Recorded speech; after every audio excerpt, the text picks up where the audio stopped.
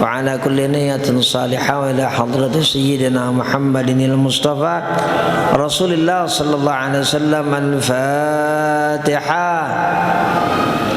أعوذ بالله من الشيطان الرجيم. بسم الله الرحمن الرحيم. الحمد لله رب العالمين الرحمن الرحيم مالك يوم الدين إياك نعبد وإياك نستعين اهدنا الصراط المستقيم صراط الذين أنعمت عليهم غير المغضوب عليهم ولا الضالين آمين. Ustaz Faisal. Hadis berapa? Hadis nomor 740. Hadis ini masih riwayat Sayyidah Aisyah istri Rasulullah sallallahu alaihi wasallam, sebagaimana hadis-hadis yang sudah kita bahas pada Selasa malam Rabu yang lalu. Masih berkaitan dengan salat malamnya Rasulullah sallallahu alaihi wasallam, di mana Sayyidah Aisyah radhiyallahu anha meriwayatkan kana Rasulullah sallallahu alaihi wasallam yusalli minal laili. Adalah Rasulullah sallallahu alaihi wasallam salat minal laili. Min di sini bukan sebatas makna dari, Pak Jumidin. Asal yang penting. Makanya dalam kajian bahasa Arab, makna min itu punya pengertian tab'idiyah. Tab'idiyah artinya sebagian. Min di sini artinya tab'idiyah. Sebagaimana Quran juga punya makna setiap hurufnya, begitu juga hadis. Dan ini penting untuk dipahami agar tepat pemahaman kita terhadap hadis-hadis Rasulullah sallallahu alaihi wasallam. Adalah Rasulullah sallallahu alaihi wasallam salat itu sebagian malam. Kalau beliau melaksanakannya di malam hari, bukan seluruh malam. Itulah yang mulazamah dilaksanakan oleh Rasulullah sallallahu alaihi wasallam. Jadi yang mudawamah, yang rutin dilaksanakan oleh Rasulullah sallallahu alaihi wasallam itu salat di sebagian malam. Sebagian itu nanti rinciannya lagi ada. Yang mulazamah, yang rutin dilaksanakan oleh Rasulullah sallallahu alaihi wasallam, yang dimaksud min arti tabi'idiyah sebagian malam itu adalah letaknya di sepertiga yang akhir pada setiap malam. Itu yang mulazamah, itu yang mudawamah, itu yang rutin dilaksanakan oleh Rasulullah sallallahu alaihi wasallam. Walaupun sesekali Nabi lakukan itu di tengah sampai menjelang subuh, tapi itu sesekali. Tapi yang mulazamah, yang rutin dilaksanakan oleh Rasulullah sallallahu alaihi wasallam sepertiga malam yang terakhir. Dan kemudian salat malam beliau ditutup dengan salat witir. Itu yang diriwayatkan oleh Sayyidah Aisyah, hatta yakuna akhiru salatihi witran, yang tadi baru dibaca oleh Ustaz Faisal. Sampai akhir salat Rasulullah sallallahu alaihi wasallam beliau tutup dengan salat witir. Oleh sebab itu barusan dibaca lagi oleh Ustaz Faisal syarah, penjelasan dari hadis ini yang disampaikan oleh Imam An-Nawawi dalam kitab Al-Minhaj Syarah Sahih Muslim Ibnul Hajjaj yang tadi baru dibaca oleh Ustaz Faisal. Jadi kalau Quran itu ada tafsirnya gimana ayat itu yang sudah populer, oh tafsir Ibnu Katsir. Kalau hadis syarahnya apa tuh hadis itu? Oh ini Sahih Muslim. Itu kitabnya Al-Minhaj gitu dah. Yang kitab Al-Minhaj. Nah, dijelaskan oleh Al-Imam An-Nawawi fihi dalilun. Dalam hadis ini ada dalil. Anna sunnata ja'lu akhir salatil lail witran, bahwa yang sunnah itu adalah menjadikan akhir atau penutup salat kita itu adalah witir, menjadikan akhir salat malam kita itu adalah witir.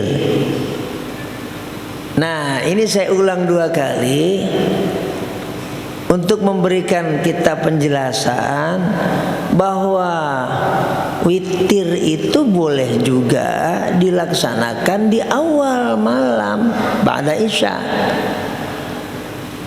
Boleh. Hanya yang sunnah, dan sunnahnya itu sangat ditekankan karena selalu dilakukan oleh Rasulullah SAW. Akhir sholat malam beliau ditutup dengan witir, dan kemudian beliau tidur. Nah, kalau kita menjadikan sholat witir itu di awal malam menjelang kita mau tidur, gimana? Boleh. Kita khawatir nggak mampu melaksanakan sholat malam karena mungkin kita lagi kurang fit atau kita mungkin terlalu letih sehingga kita kurang yakin bisa bangun. Makanya laksanakanlah itu sholat witir itu sebelum kita tidur, dan itu disunnahkan. Cakep banget, bagus banget, dan sunnah memang. Kalau sebelum tidur kita itu terlebih dahulu kita melaksanakan sholat witir. Namun bicara soal afdolnya, yang paling utamanya, yang sunnah muakkadahnya, yang ditekankan sedemikian rupa oleh Rasulullah SAW, karena memang beliau rutin laksanakan itu, Pak Jagus. Nah, beliau senantiasa menutup sholat malam, sholat tahajud, sholat qiyamul lail beliau itu dengan sholat witir. Itu memang menjelang akhir malam, beberapa saat sebelum waktu sholat subuh tiba.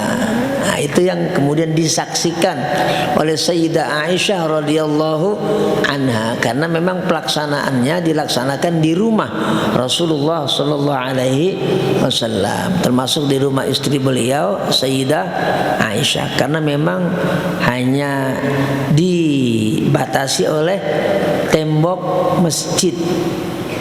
Jadi pintunya satu antara rumah Sayyidah Aisyah dan rumah Rasulullah SAW, pastinya dengan Masjid Nabawi, pintunya satu. Buka pintu ya rumah, buka pintu ya masjid, satu. Makanya makam Rasulullah SAW seperti yang selalu kita ziarah kalau ke Masjid Nabawi, ya itu dimasukkan memang menjadi areal masjid. Sekarang nih, sekarang dimasukkan sejak khilafah Umar bin Abdul Aziz, itu kemudian areal rumah sekaligus ada makamnya Rasulullah SAW. Itu satu areal Masjid Nabawi yang di atasnya ada kubah hijaunya.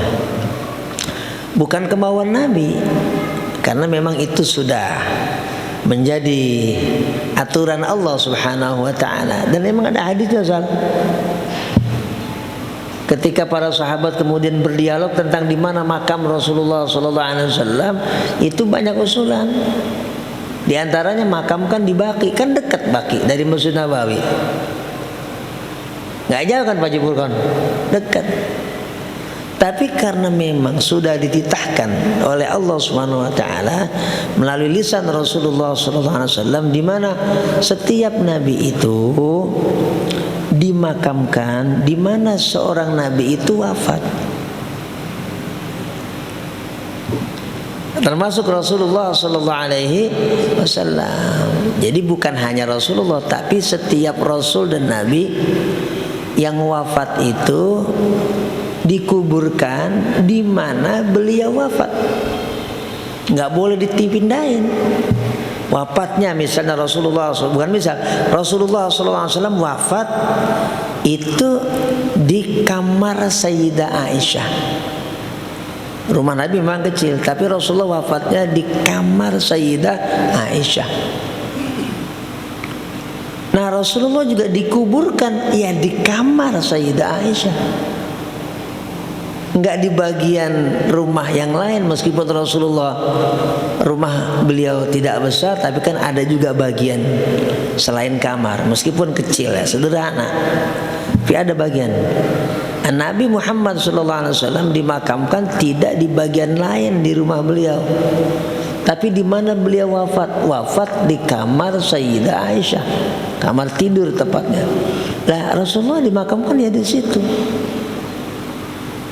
Kemudian bersama sahabat Sayyidina Abu Bakar As-Siddiq,